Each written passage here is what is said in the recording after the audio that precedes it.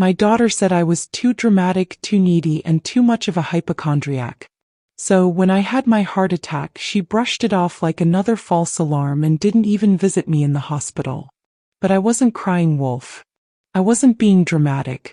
While she thought I'd be fine without her, I was planning something that would show her what happens when the person who loves you most decides you're not worth their time.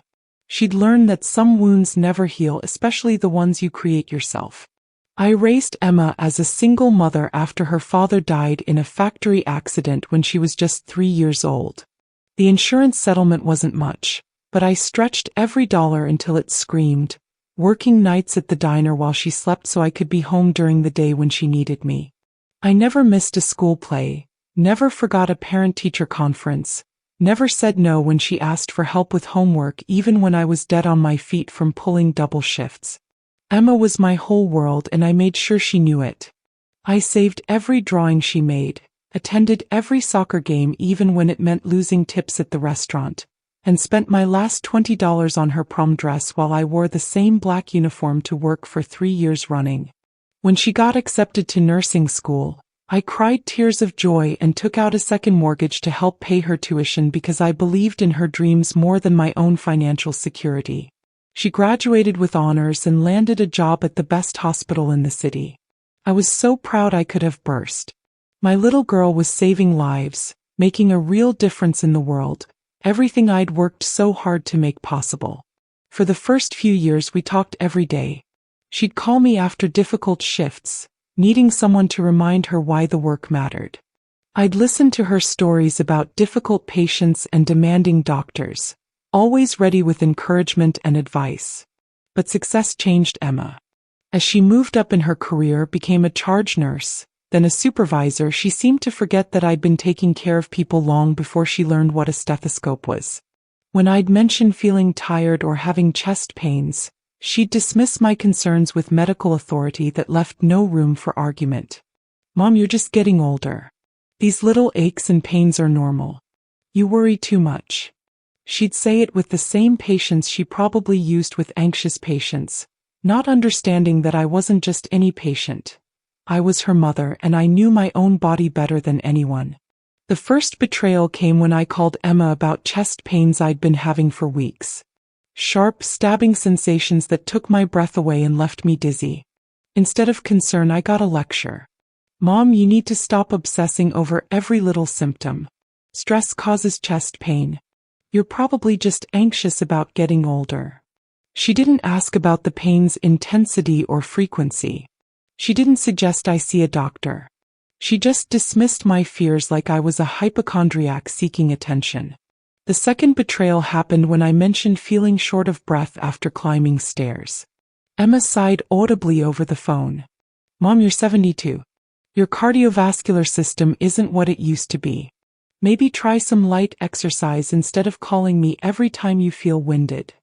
The condescension in her voice stung worse than the physical symptoms. This was my daughter, the woman I'd raised to be compassionate, talking to me like I was a nuisance patient taking up her valuable time.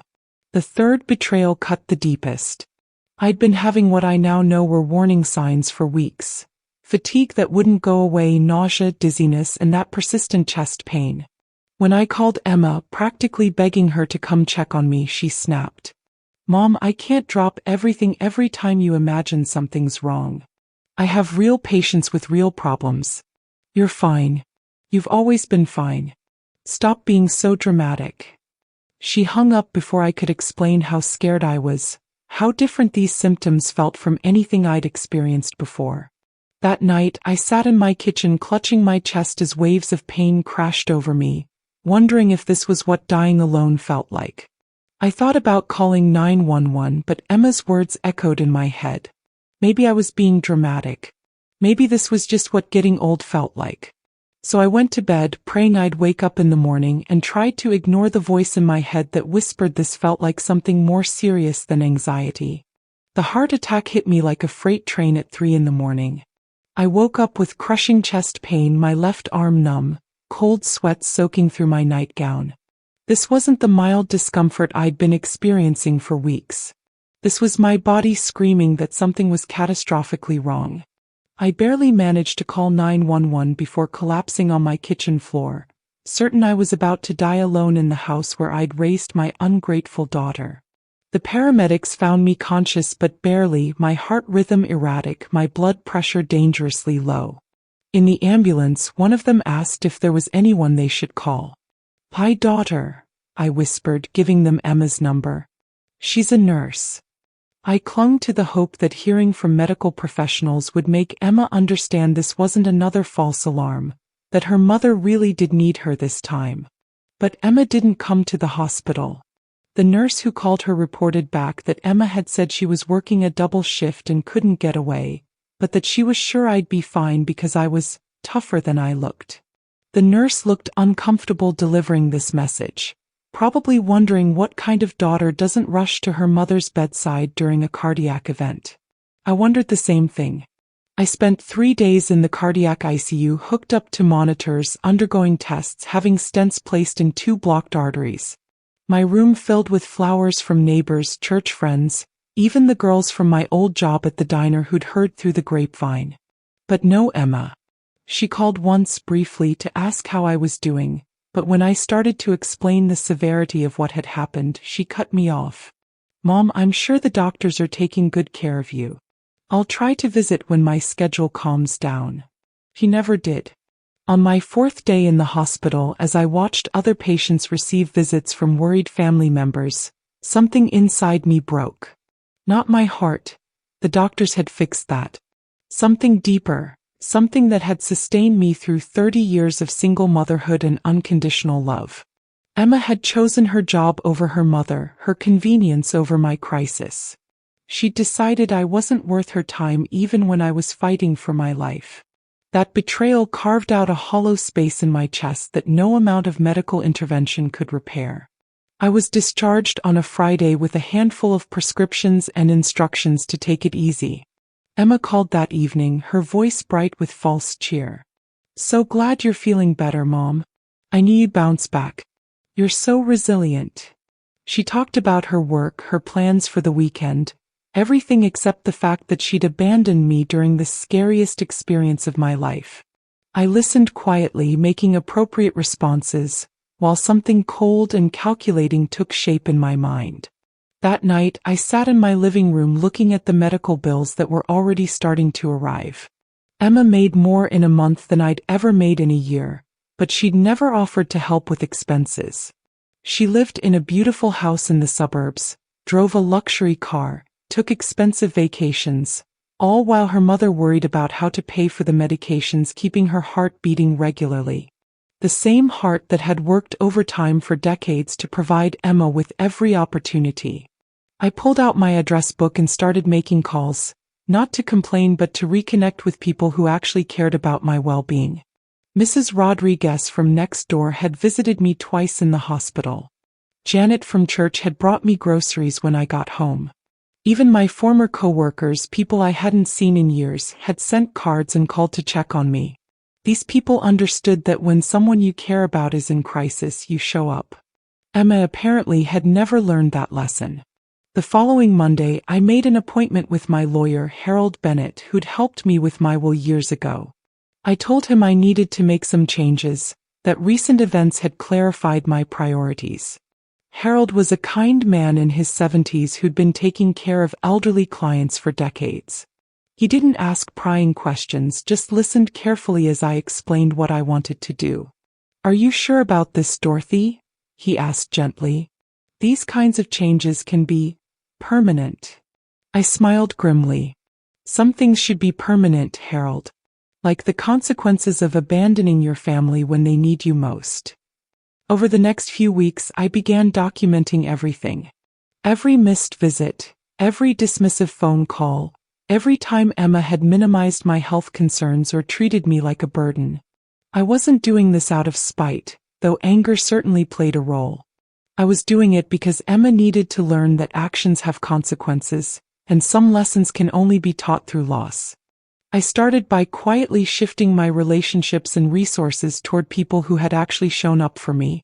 Mrs. Rodriguez had been checking on me daily since my discharge, bringing me soup and making sure I was taking my medications correctly. I began inviting her for coffee, sharing stories about my life, treating her with the warmth and attention I'd once reserved for Emma. When she mentioned struggling to pay for her grandson's school supplies, I slipped her $100 bill and told her it was a gift from one grandmother to another. Janet from church had organized meals for me during my recovery, coordinating a whole network of people who wanted to help. I started attending church more regularly, joining committees, becoming more involved in the community that had surrounded me with love when my own daughter couldn't be bothered to visit. These people appreciated my contributions, valued my experience, and treated me like family in ways Emma had forgotten how to do. I also reached out to my nephew David, my late sister's son who lived across the country. We'd lost touch over the years, but when I called to tell him about my heart attack, he was genuinely upset that he hadn't known. Aunt Dorothy, I would have flown out immediately if I'd known. How could Emma not tell the family you were in the hospital? David was a good man, married with 2 young children, working as a teacher because he believed in making a difference rather than making money. He reminded me of Emma before success hardened her heart. The legal changes came next. Harold helped me restructure my will entirely, removing Emma as the primary beneficiary and executor. My house, my savings, my life insurance policy, everything I'd planned to leave to Emma was redirected. The house would go to Mrs. Rodriguez, who'd been a better neighbor to me than Emma had been a daughter. My savings would be divided between David and a scholarship fund for nursing students who demonstrated both academic excellence and genuine compassion for patients. The most pointed change involved my medical directive. I removed Emma as my healthcare proxy, replacing her with David despite the distance. I can't trust someone to make medical decisions for me when they won't even visit me in the hospital, I explained to Harold. He nodded grimly, probably having seen similar family dynamics destroy other elderly clients' relationships with their children. I didn't tell Emma about any of these changes. She continued calling occasionally, usually when she wanted something or when guilt finally penetrated her busy schedule.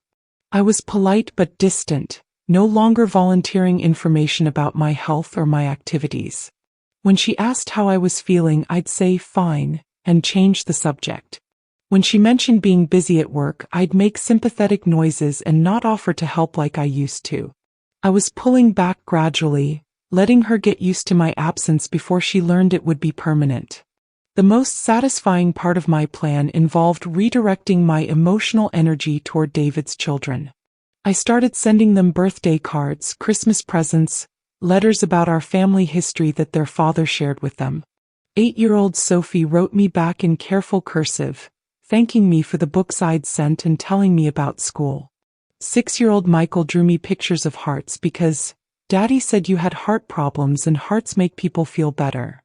These children, who barely knew me, showed more genuine care than my own daughter had managed during my health crisis. When David called to thank me for remembering the kids' birthdays, he mentioned how much they enjoyed hearing from their great-aunt Dorothy. Emma doesn't know what she's missing, he said. You're wonderful with children. Sophie keeps asking when we can visit you. I began making plans for them to spend part of their summer vacation with me, creating new family bonds to replace the one Emma had carelessly destroyed. 6 months after my heart attack, Emma called with excitement bubbling in her voice. Mom, I have amazing news. Brad proposed last night. We're getting married next spring and I want you to help me plan everything. I've been dreaming about this day since I was little, and I can't imagine doing it without my mother by my side. She was practically breathless with joy, already talking about venues and dresses and guest lists like she was 16 again instead of 35. I sat in my kitchen, looking out at the garden Mrs. Rodriguez and I had been tending together, and felt nothing. No excitement, no maternal pride, no eagerness to help plan the wedding I'd once imagined sharing with my daughter. That's nice, Emma, I said quietly. I'm sure you'll have a lovely wedding. The flatness in my voice must have registered because Emma paused, confused by my lack of enthusiasm. Mom, are you okay? I thought you'd be thrilled. You always said you couldn't wait to help me plan my wedding someday. He was right. I had said that back when I thought Emma and I would grow old together, when I believed she'd want me involved in the major moments of her life. But that was before I learned that she saw me as optional, someone who'd always be there regardless of how she treated me. I'm sure you and Brad can handle it, I said. You're both very capable, very busy people. I wouldn't want to interfere with your modern wedding planning. I could hear the confusion in her voice when she tried to respond, probably recognizing the same language she'd used to dismiss my attempts to stay connected to her life over the years. Mom, what's wrong? You're acting strange. Of course I want you involved. You're my mother. The word hung in the air between us, weighted with irony. I was her mother when she needed something, but where had that relationship been when I was lying on a cardiac unit wondering if I'd survive the night? Emma, honey, I've been thinking a lot since my heart attack about what really matters, about who shows up when things get difficult. I've realized that I need to focus my energy on people who actually value my presence in their lives. The silence stretched so long I wondered if the call had dropped. When Emma finally spoke, her voice was small, uncertain. Mom, I don't understand. What are you saying? I'm saying that actions have consequences, sweetheart. You made it very clear during my health crisis that I'm not a priority in your life. So I've decided to respect that by no longer making you a priority in mine. The conversation that followed was painful and necessary. Emma tried to minimize what had happened, claiming she'd been overwhelmed at work, that she'd thought I was in good hands at the hospital, that she'd planned to visit but things kept coming up. Each excuse dug her hole deeper, proving that she still didn't understand the magnitude of her abandonment. Mom, you're being ridiculous. I was dealing with my own stuff. I couldn't just drop everything because you were having chest pains again. You'd cried wolf so many times before. There it was, the truth she'd been dancing around for months. She'd dismissed my heart attack as another false alarm, another dramatic episode from her hypochondriac mother. Emma, I said quietly, I nearly died. I spent 4 days in intensive care. The doctors said if I'd waited another hour to call for help, I probably wouldn't have survived. And you couldn't be bothered to visit because you thought I was faking it. My voice remained steady, but each word was chosen carefully, designed to make her understand the gravity of what she'd done. I didn't know it was that serious, she whispered, but we both knew that was a lie. The nurses had explained the situation clearly when they called her. She'd chosen not to come anyway, decided her job was more important than her mother's life. You didn't know because you didn't want to know, I continued. You've spent years dismissing my health concerns, treating me like a burden, acting like my needs are inconvenient interruptions to your important life. Well, congratulations. You've successfully convinced me that I'm not important to you. So I'm going to stop being important to you. The wedding conversation resumed sporadically over the next few weeks, but Emma was clearly rattled by my lack of enthusiasm. She'd call with updates about venues or catering, waiting for the maternal excitement that never came. When she asked for my opinion, I'd give non-committal responses, whatever makes you happy, dear, or, I'm sure you'll choose something lovely. The woman who'd once been her biggest cheerleader had become politely indifferent to the biggest day of her life. 2 months before the wedding, Emma showed up at my house unannounced, something she hadn't done in over a year. I opened the door to find her standing on my porch in her scrubs, having clearly come straight from work. Mom, we need to talk. You've been acting weird about the wedding and I don't understand why. I need my mother to be happy for me. I invited her in and made tea, the same ritual we'd shared countless times when she was younger and needed advice about school, friends, or boys. But this time was different. This time, I wasn't the desperately loving mother willing to overlook any slight to maintain our relationship. This time, I was a woman who'd learned her own worth through abandonment and chosen to protect it. Emma, I am happy that you found someone who loves you, I said carefully. But I'm not going to pretend that everything is fine between us. You left me alone during the worst health crisis of my life. You decided I wasn't worth your time when I needed you most. That changed something fundamental between us. Mom, I've apologized for that. I explained that work was crazy, that I didn't realize how serious it was. Can't you just forgive me and move on? She was frustrated, probably used to problems that could be solved with a quick apology and a return to normal. But some betrayals leave permanent scars, and abandonment is one of them. I have forgiven you, I said. But forgiveness doesn't mean pretending it didn't happen.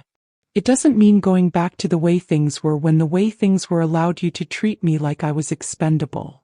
I could see her struggling to understand, her medical training not having prepared her for emotional consequences that couldn't be treated with medication or procedures.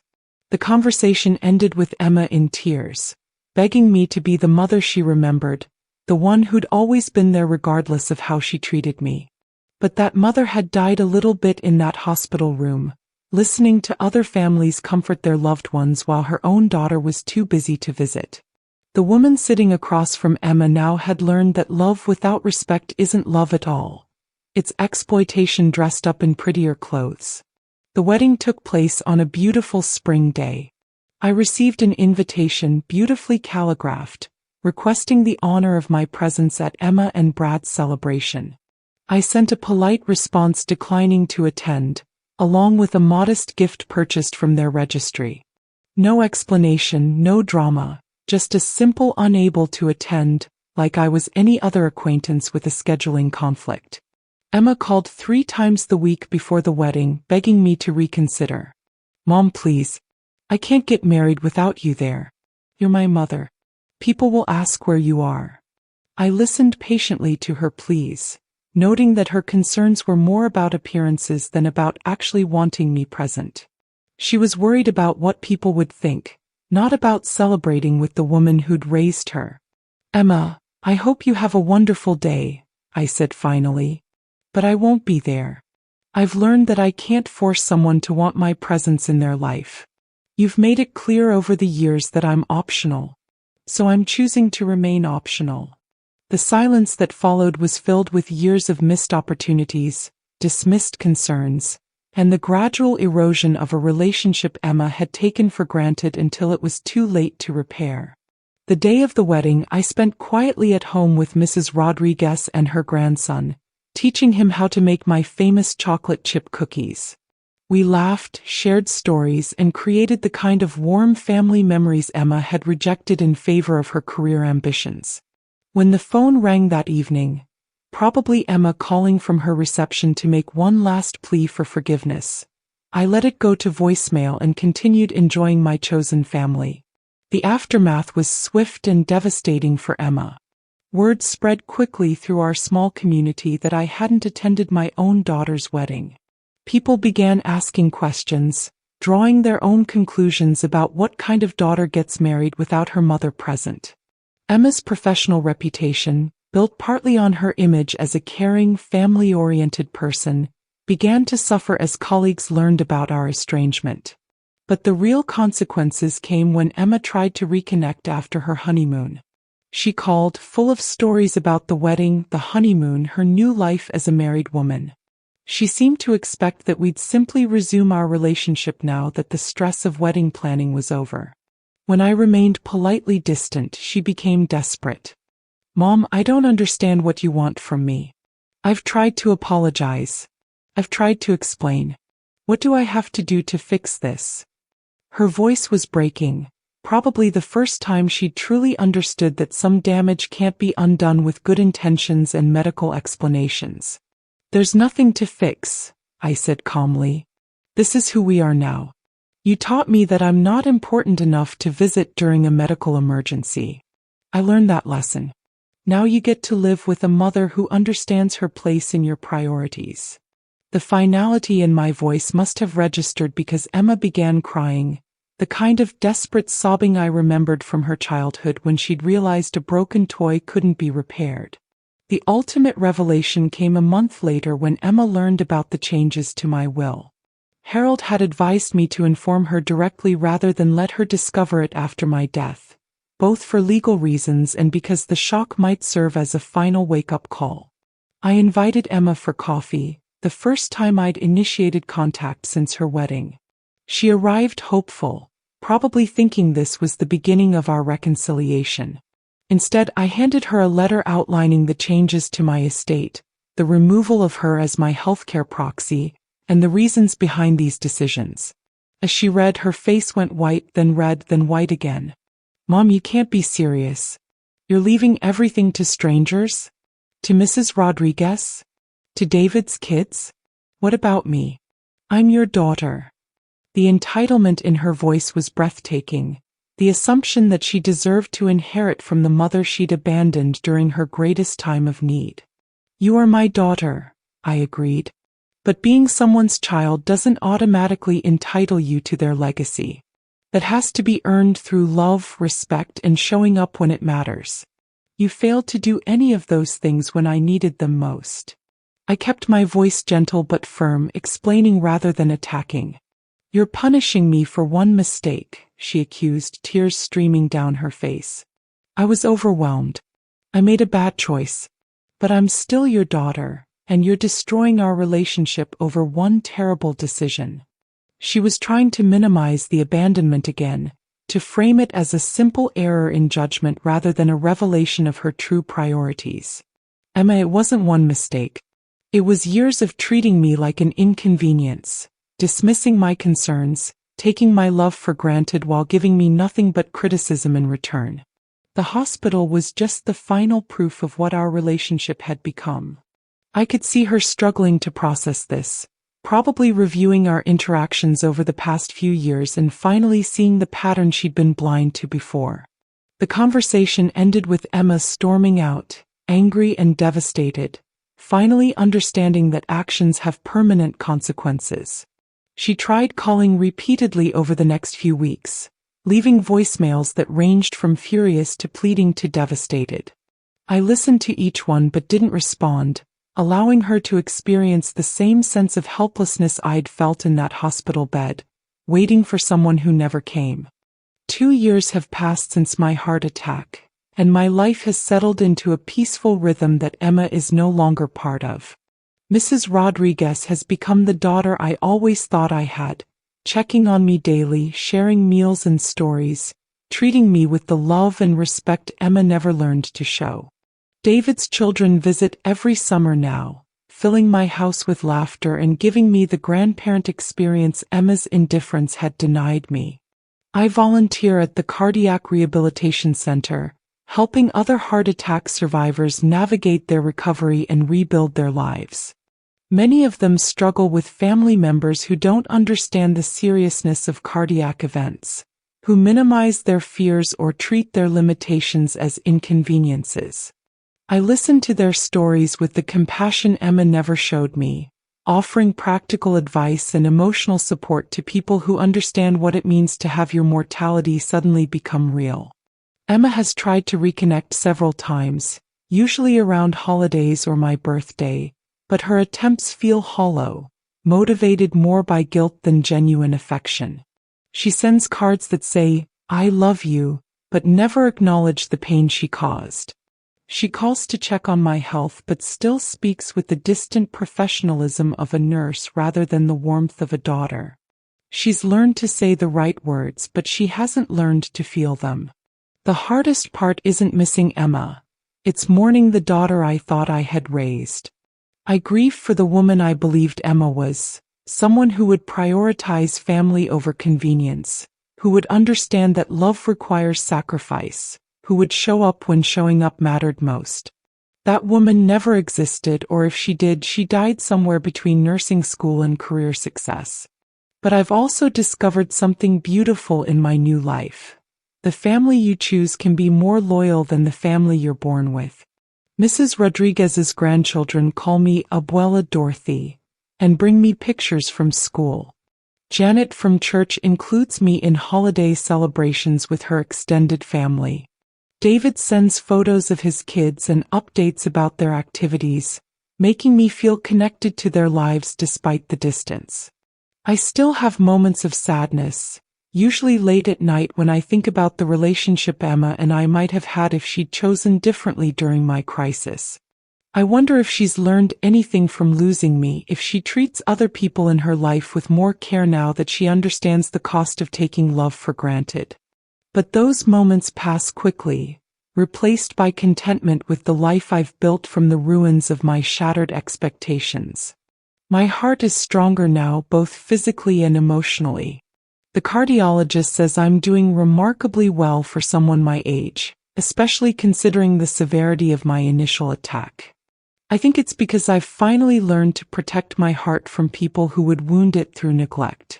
Emma taught me that love isn't enough if it's not paired with respect, that being someone's mother doesn't guarantee being valued by them, that sometimes the most loving thing you can do is let someone face the consequences of their choices.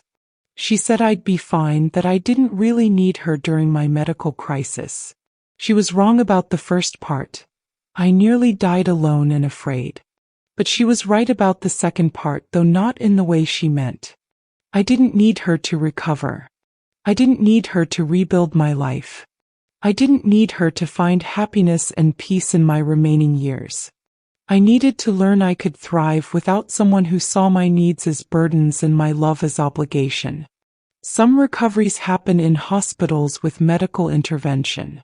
Others happen in quiet moments when you realize you're stronger than the people who tried to break you, more valuable than they chose to recognize, more deserving of love than they were capable of giving. Emma thought I'd recover from my heart attack and everything would go back to normal. She was half right. I recovered completely. But normal was gone forever, and in its place was something better.